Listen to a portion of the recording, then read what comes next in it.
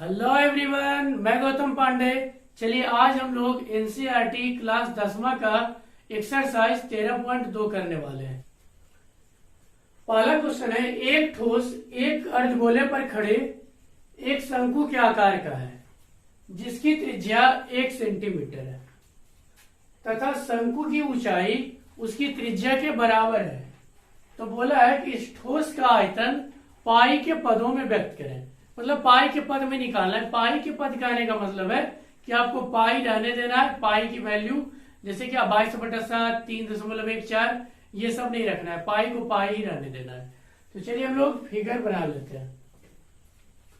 बोला एक अर्धगोला है तो पहले एक अर्धगोला बनाते हैं, ये अर्धगोला हो गया। और बोला है कि इसमें एक शंकु है तो चलिए एक शंकु भी बना ही लेते हैं इसमें। क्वेश्चन ने बोला है कि जितना इसका त्रिज्या है उतना ही इसकी हाइट है, यानी कि जितना अर्धगोला का त्रिज्या उतना ही शंकु की ऊंचाई। तो त्रिज्या कितना दे रखा है, 1 सेंटीमीटर, यानी ये वाला जो त्रिज्या है वो 1 सेंटीमीटर है। तो क्या ये शंकु की ऊंचाई 1 सेंटीमीटर नहीं हो जाएगी?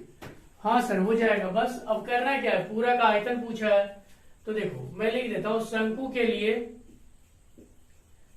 के लिए आपने देखो h दे दिया है कितना, 1 सेंटीमीटर। h मतलब ऊंचाई।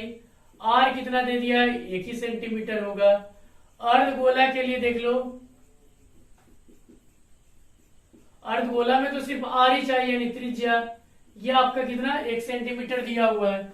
अब बोला है इस पूरा का आयतन, तो पूरा का आयतन कैसे निकालेंगे? पूरा ठोस का शंकु का आयतन और अर्धगोला का आयतन निकाल के जोड़ दो, हो गया। हाँ सर, तो चलिए देखते हैं। ठोस का आयतन बराबर v का मतलब वॉल्यूम यानी कि आयतन, ठीक। क्या हो जाएगा, शंकु का आयतन v का मतलब वॉल्यूम यानी कि आयतन प्लस अर्धगोला का आयतन,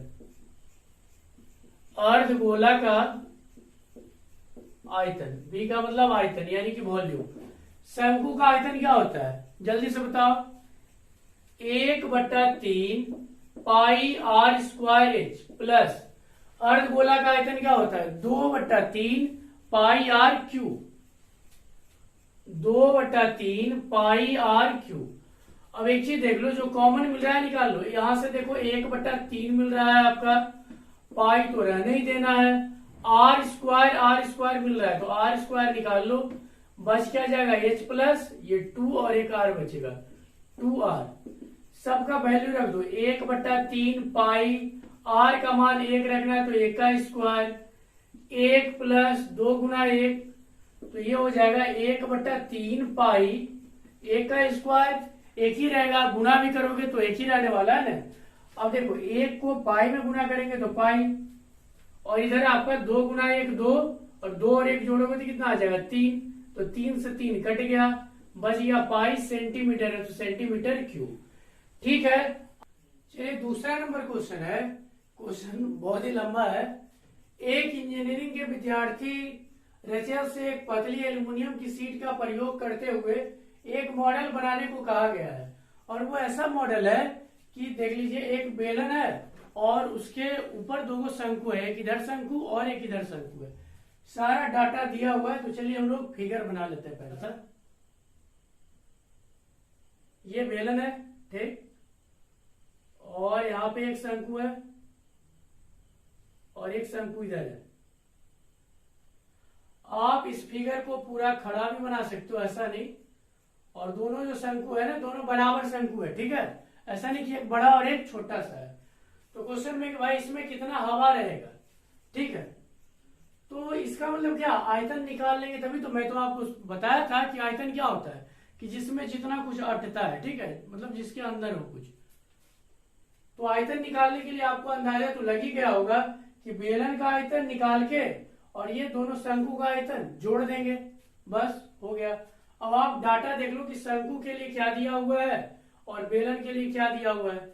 चलिए हम लोग लिखते हैं पहले शंकु के लिए।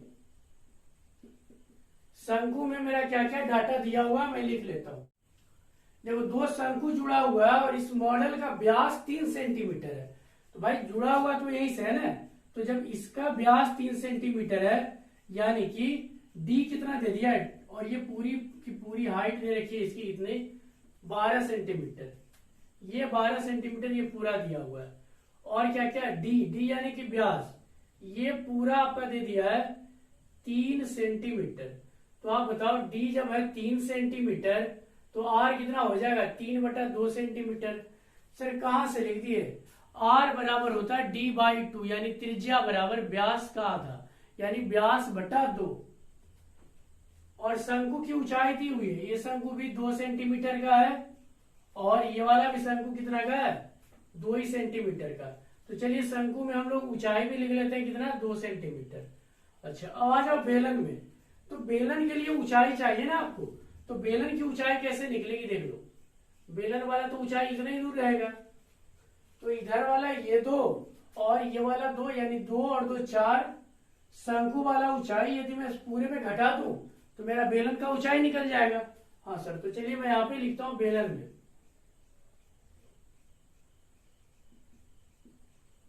बेलन में देख लीजिए, बेलन में क्या, बेलन की त्रिज्या तो वही रहने वाला है 3/2 ही सेंटीमीटर।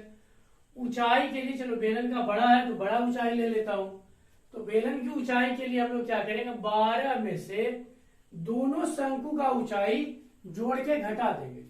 तो एक ऊंचाई 2 है, अगला भी 2 ही है, तो 12 में से 4 घटाओगे तो कितना बचेगा 8 सेंटीमीटर, यानी कि बेलन का ऊंचाई कितना आ गया 8 सेंटीमीटर।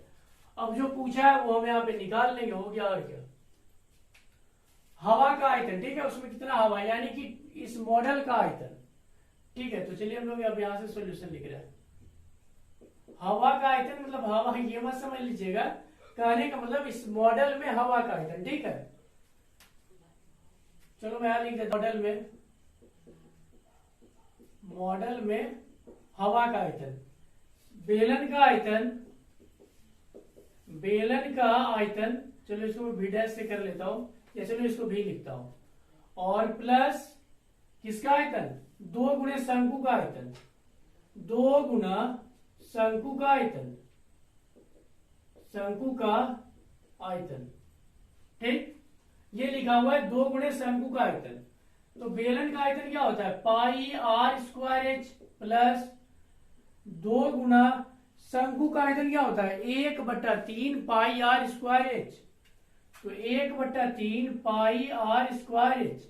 अब ये वाला एच में बड़ा दे देता हूं, क्यों मैं बड़ा वाला एच दे रहा हूं, अब आप देख लिए होंगे कि बेलन में हमने ऊंचाई क्या लिया था बड़ा, फॉर्मूला जैसे लिखते हैं वैसे हमने लिखा, बट अब हम लोग एक लाइन क्यों बढ़ाएं इसमें। और जब भी आपको ऐसा मिले ना तो जो कॉमन मिलने वाला रहे तुरंत उसको निकाल लीजिए। तो देखो पाई आर, दोनों का आर सेम है तो निकालो, पाई भी निकाल लो आर स्क्वायर भी निकाल लो। ठीक, तो बचेगा क्या आपके पास एच प्लस 2/3 एच, और तो कुछ बच ही नहीं रहा है। हाँ सर ठीक है, पाई का मान 22/7, आर कितना दिया हुआ है 3/2 गुना 3/2, ये एच कितना है बड़ा वाला एच 8 है, तो 8 प्लस 2/3 गुना, और ये एच कितना है छोटू वाला एच आपका 2 सेंटीमीटर, ये देख लो 2 है तो 2 सेंटीमीटर। कुछ मर नहीं रहा है, सबका सब बचा हुआ है, कोई बात नहीं है।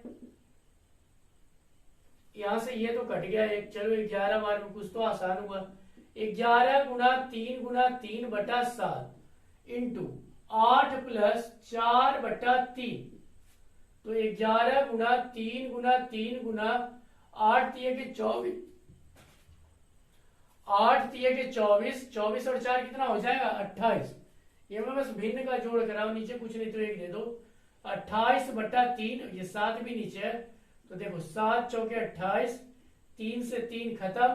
अब आपके पास क्या आ गया देख लो 11, और एक चीज देख लो, ये वाला 2 भी तो है बचा हुआ, ये 2 आपका है यहाँ पे नीचे, ये वाला 2, और कुछ कट रहा है, हाँ सर कट तो रहा है, काट दो, ये 2 दूने का 4, तो 11 गुना 3 गुना 2, यानी कि 3 गुना के 6 और 6 गुना 11 करते हो तो 66 सेंटीमीटर क्यूब।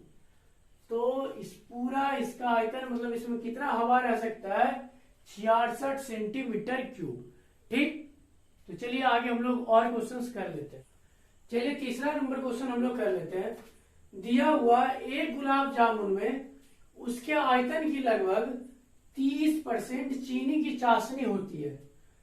45 गुलाब जामुनों में लगभग कितनी चाशनी होगी यदि प्रत्येक गुलाब जामुन एक बेलन का आकार का है जिसके दोनों सिरे अर्धगोलाकार है तथा इसकी लंबाई 5 सेंटीमीटर और व्यास दिया हुआ है 2.8 सेंटीमीटर। तो चलिए पहले इससे एक गुलाब जामुन निकाल लेते हैं बाहर। अब ये मत बोला सर उसमें तो छोटा सा गुलाब जामुन दिख रहा था, आपने तो इतना बड़ा निकाल लिया। मैं बस आपके समझाने खातिर निकाला हूं। ये बोला है कि ये बेलन सॉरी ये इधर जो है अर्धगोला जैसा है, ठीक, और ये बेलन है और इसकी पूरी लंबाई दे रखी है 5 सेंटीमीटर। तो 5 चलो ले लो, और फिर इसका व्यास यानी ये पूरा यहां से यहां दे दिया है 2.8 सेंटीमीटर। व्यास कितना है 2.8 सेंटीमीटर। तो हम लोग करेंगे क्या, कुछ नहीं करना है। सबसे पहले मैं गुलाब जामुन का आयतन निकाल लेता हूं, तभी तो पता चलेगा कितना चाशनी है, क्योंकि एक गुलाब जामुन में 30% चाशनी है। तो एक गुलाब जामुन का आयतन निकाल लूंगा, उसको 45 से गुना कर दूंगा, फिर उसका 30% निकाल लेंगे। तो चलिए अब हम लोग गुलाब जामुन का आयतन कैसे निकालेंगे देख लीजिए। ये इधर बेलन का आयतन और ये दोनों अर्धगोला का आयतन जोड़ के। तो चलिए हम लोग पहले लिख लेते हैं कि क्या क्या दिया हुआ है। यहाँ पे चलो मैं लिख लेता हूं, ये वाला यहाँ पे बढ़िया से। बेलन में देखो आपको क्या क्या दिया हुआ है।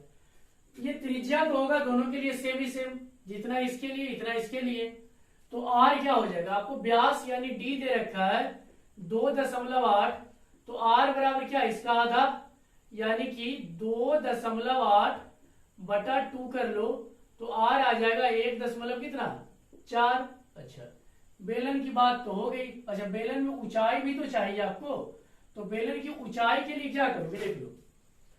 ये त्रिज्या, ये तो यहां से यहां तक त्रिज्या होगा, और ये इतना मैं अभी निकाल के लाया हूं कितना 1.4, और इधर भी आपका कितना है 1.4 ही आएगा। तो ये पूरा 5 में से इधर वाला 1.4 और इधर वाला 1.4 में जोड़ के यदि घटा दूं तब तो हमारा काम हो जाएगा। हाँ सर हो जाएगा। तो चलिए मैं बेलन का ऊंचाई निकाल लेता हूं, बढ़िया देखना। h बराबर हो जाएगा 5 माइनस 1.4 प्लस 1.4। सर कैसे कैसे कर दियो, ये वाला अर्धगोला का त्रिज्या इतना दूर और ये वाला अर्धगोला का त्रिज्या ये वाला, तो आपका ये बेलन का ऊंचाई ही तो बच जाएगा। हाँ सर, तो h बराबर आपके पास आ जाएगा 5 माइनस 2.8। इसको जब आप घटाओगे तो 2.2 सेंटीमीटर आ जाएगा। तो यहां भी सेंटीमीटर लगा लीजिएगा। ये तो हमारा बेलन का आ गया। अब हम लोग अर्धगोला का देखते हैं। तो अर्धगोला का क्या देखना, एक ही चीज तो चाहिए हमको। अर्धगोला में हमको चाहिए क्या, सिर्फ आर, और आर हमको पता है कि 1.4 सेंटीमीटर ही है। तो अब हम लोग लिखेंगे 45 गुलाब जामुन का आयतन। ठीक है, तो चलिए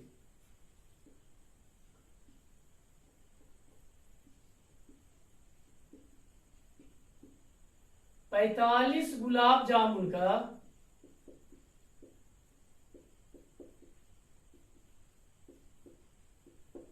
आयतन, भी मतलब वॉल्यूम यानी कि आयतन। क्या करोगे, बेलन का आयतन प्लस 2 गुने अर्धगोला का आयतन। तो बेलन का आयतन प्लस 2 गुने अर्धगोला का आयतन। ये आयतन है अर्धगोला का आयतन। ठीक है, तो चलिए हम लोग फॉर्मूला लिख लेते हैं। बेलन का आयतन क्या होता है, पाई आर स्क्वायर एच। तो pi r square h plus 2 गुने अर्धगोला का, तो 2 गुना अर्धगोला का आयतन क्या होता है 2/3 पाई आर क्यूब। तो 2 गुना 2/3 पाई आर क्यूब। आर दोनों का मैं सेम इसलिए रहने दिया हूं क्योंकि दोनों की त्रिज्या समान है। अब आप यहां से क्या करो, पाई और आर स्क्वायर कॉमन कर लो। तो आपके पास देखो क्या बचेगा, यहां से तो h बच रहा है, और ये 2 दूनी के 4/3, और यहाँ पे सिर्फ क्या बचेगा r। क्योंकि 2r को तो आपने निकाल ही लिया है। ठीक है, अच्छा तो चलिए वैल्यू इधर रख लो। पाई का मान 22/7 गुना r कितना दिया हुआ है 1.4, तो इसको 2 बार लिख लीजिए। 1.4 गुना 1.4, ऊंचाई कितना दिया हुआ है, ऊंचाई किसका, बेलन का, अभी निकाल के लाया हूं 2.2, तो 2.2 प्लस 4/3 गुना r कितना है 1.4, ये इतना आपका सेंटीमीटर क्यूब में आ जाएगा। ठीक है, तो इधर मैं रफ कर देता हूं। चलिए तो ठीक है, यहां से यदि आप काटना चाहते हो तो काट लो। ये 7 से काटोगे इसको तो 0.2, तो अब आपके पास इधर 22 गुना, इसको गुना कर लो 14 दूने का 28, ठीक है, और डेसिमल 2 अंक के बाद तो 0.28। अच्छा, अब इस अंदर वाले को आप सोल्व करिए तो क्या आ जाएगा, बढ़िया से देखना। यदि आप इसको इससे गुना कर लेते हो एलसीएम करके तो यह आ जाएगा 6.6 प्लस, ये 4 से गुना करो इसको तो 4 चौके 16 के 6, और यह आपका 4 और 1 5, 5.6 पूरा का डिवाइड कितना है 3। 22 गुना 0.28 इंटू, चलिए जोड़िए, 6 और 6 कितना हो गया 12 का 2, 6 और 5 11 और 1 12, और बटा में क्या है 3। चलिए हम लोग इसको गुना कर लेते। 1 मिनट, यहां पे देखो क्या 45 गुलाब जामुन है ना, तो मैंने तो यहाँ पे 45 लिखा ही नहीं, आप पूरा का इंटू करके यहाँ पे 45 लगा दो, ये 45, ठीक है 45, यहाँ पे आप क्या करो 45 लगा दो, क्योंकि आपको पूरा का पूरा 45 का चाहिए ना, ये 45 में लिखना है भूल गया था। सेंटीमीटर क्यूब को बाहर करो, यहाँ पे 45 लगा लो, क्योंकि देखो ये 45 गुलाब जामुन का कर रहे हो ना, और ये जो निकल के आ रहा है वो 1 का आ रहा है, ठीक है, तो यहाँ पे भी 45 हो जाएगा मल्टीप्लाई में। 45 कहां से आया, 45 गुलाब जामुन है, ये 45, ठीक है। अब चलिए ये तो देखो कट रहा है तो काट दो, 15 टाइम्स में कटिएगा 15 बार में, ठीक। अब हम लोग को गुना करने का क्या रह गया, 15 गुना 22 गुना 0.28 गुना 12.2, इसको जब आप गुना करोगे तो आपके पास आ जाएगा 1127.28, ठीक है, इतना सेंटीमीटर क्यूब। अब तो हमारा हो गया काम। अब हम लोग चाशनी का मात्रा निकाल लेते हैं कि कितना चाशनी है, तो प्रश्न में ही बोल दिया कि 30% है, तो चलिए हम लोग लिखते हैं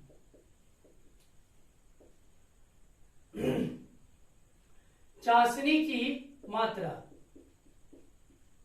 1127.28 का 30%, तो 1127.28 गुना 30/100, 10 से 10 उड़ा लो, यहाँ पे करो तो नीचे में 100 आ जाएगा।